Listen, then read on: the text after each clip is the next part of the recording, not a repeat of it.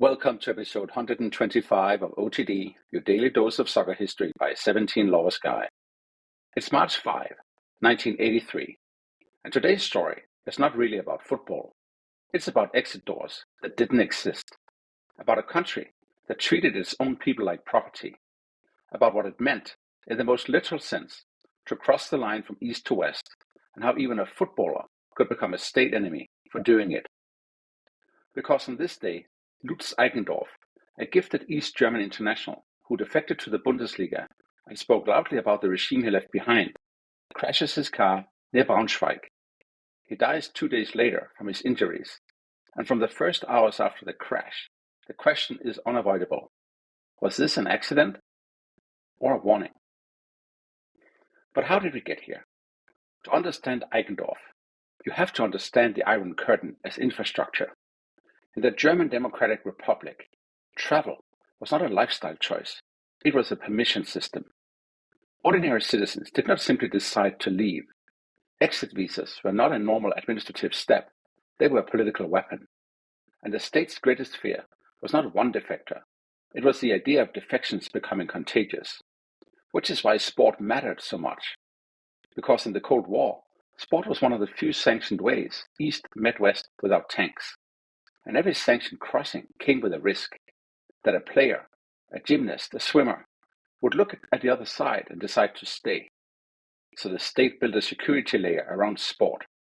Travel squads were curated. The politically unreliable often didn't go at all. And when teams did travel, passports could be collected by the delegation leadership. Families, crucially, often stayed behind, not only because travel was restricted, but because the regime understood leverage. If a player defected, the family could be punished, paraded, pressured, or simply made to disappear socially through surveillance and intimidation. That was the logic. If you want to flee, we'll make the cost unbearable. And if you do flee anyway, we'll erase you. Or worse. Now put Lutz Eigendorf inside that world. He comes through BFC Dynamo, the club whose power is inseparable from the Stasi. This is not just an East Berlin club. It's a simple club, the kind that is expected to win, expected to represent, expected to embody the state's competence. And Eigendorf is not a fringe player. He is talented enough to become a first-team regular, talented enough to reach the national team, talented enough that in the West, he is later nicknamed the Beckenbauer of the East, not because he was Franz Beckenbauer, but because he had the profile, composure, technique, authority, the feeling that a match slowed down around him. Then in March 1979, Dynamo traveled to West Germany for a friendly against Kaiserslautern. It sounds harmless. Just a match, just a bus trip, just a one-off. But the day after the game, during a stop in Gießen, Eigendorf does the one thing the system is built to prevent. He slips away. He gets into a taxi, reportedly without money, and heads to Kaiserslautern. Not to a safe house, not to a dramatic border crossing, but to a football club office. To ask for a contract. That detail is everything. His defection is not only political, it's football-shaped. The Bundesliga, its freedom, its money, its professionalism, it's the gravitational pull. And because he defected without the East German authorities releasing his registration, he is punished in the way Cold War football often punished defectors, not with prison, but with silence. A suspension from playing, a year in limbo. So what does Eigendorf do in that year? He works around football. He stays close to the training ground. He coaches youth. He keeps his body ready, because the moment the ban ends, he wants to live the life he risked everything to get. And then he finally plays. He gets Bundesliga minutes. He becomes, in the West, a symbol that the East cannot control anymore. And that is precisely why the East refuses to let go. Because Eigendorf doesn't just leave. He speaks. He criticizes the GDR openly in Western media. He is, from the regime's perspective, the worst kind of defector, a public one. Someone who doesn't quietly disappear into a new life, but insists on explaining why he left. And that turns him from embarrassment into threat. Now to the day itself, March 5, 1983. Eigendorf is in Braunschweig now, having moved from Kaiserslautern. He drives his Alfa Romeo on a wet night. At some point, the car leaves the road and hits a tree. He suffers catastrophic injuries. and he will not recover. And when investigators look at the crash, one number becomes the center of gravity, a blood alcohol reading reported as 2.2 promille. In other words, the official story writes itself: drunk driving, tragic accident, case closed. But almost immediately, the story refuses to stay closed, because witnesses say he didn't drink that much, because the crash site is ordinary, and ordinary is exactly what a covert operation would want. Because Eigendorf is not just a footballer who died, he's a footballer with a file. And after German reunification, when Stasi archives open, the scale of surveillance becomes visible.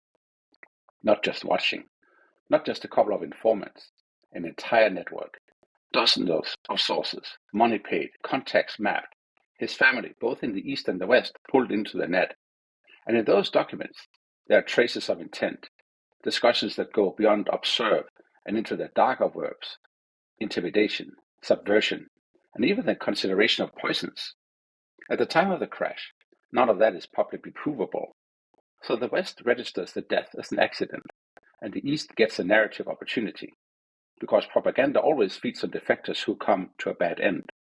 In the GDR, defections are treated as moral failure, bought by the West, corrupted by capitalism, betrayed the collective.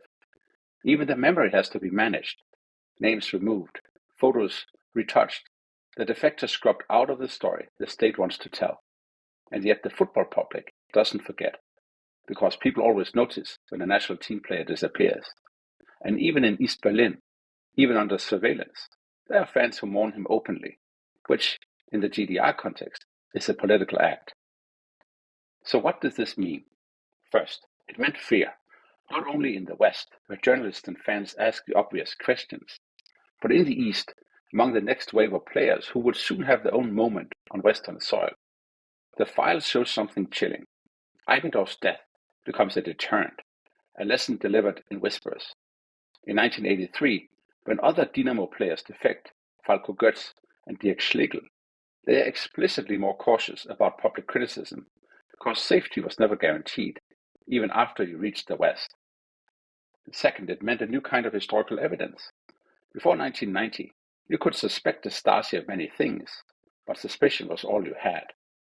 After 1990, the paper appears. The paper does not prove murder, but it does prove obsession. It proves that the Stasi treated a footballer as hostile operative problem. It proves the regime's willingness to run up operations into West German territory through informants, surveillance, and psychological pressure. And it proves something bigger than football, that the border did not end at the wall. The border traveled with you. And it meant ambiguity that never went away, because even after investigators revisit the case post-reunification, even after public pressure, even after years of journalism, the legal conclusion remains cautious.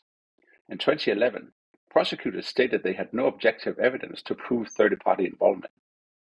So Eigendorf's death becomes one of those Cold War stories with two lives. One life as a tragedy, another life as a question mark. And sometimes the question mark is the point, because authoritarian systems don't only punish the person, they punish the imagination of everyone watching. So now zoom out to the wider pattern, because Eigendorf was not the only one. The GDR produced other football defectors, some quietly motivated by career and money, some by politics, all by the simple fact that freedom is a powerful recruiting tool. Even the hero from East Germany's 1-0 win against West Germany at the 1974 World Cup, Jürgen Sparwasser, defected in 1988. I spoke about that and his reasons in episode 6 in early November last year. You can find the episode in your podcast app. A fascinating story. And across the Eastern Bloc, sport defectors were monitored, pressured, discredited, sometimes attacked, always went into cautionary tales. But Eigendorf's case is unique in its symbolism. He defected from the Stasi club. He left family behind. He spoke publicly. And he died young, in circumstances that still feel strategically convenient for the people who wanted him silent. That combination is why his name still lands like a headline 40 years later. Before we go, 3 things to take away from March 5, 1983. First, in the Cold War, football was never only football. Every away trip was a security operation. Every hotel corridor a surveillance corridor. Every friendly match a potential exit ramp. And second, defection wasn't a one-time act.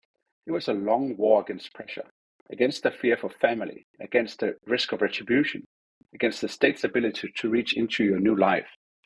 And third, sometimes the most powerful weapon is uncertainty. The Stasi didn't have to prove it could kill you. It only had to make you believe it might. On this day in 1983, Lutz Eigendorf crashed his car near Braunschweig, and within 2 days he was dead, leaving behind not just a football career cut short, but one of the Cold War's darkest questions. How far could the state reach, and what would it do to a man it called Traitor? That's all for episode 125 of OTD, your daily dose of soccer history by 17 Laws Guy. If you enjoyed this episode, please follow the show, leave a rating, and share it with a fellow football historian. Tomorrow, we go to March 6, 1902, the founding of a football club in Madrid that begins as a simple idea, then becomes a global institution. It's the origin story of what the world will later call Real Madrid. If you've got ideas or corrections of story you want me to chase, you can always reach me at otd@17lawsguy.com. See you tomorrow.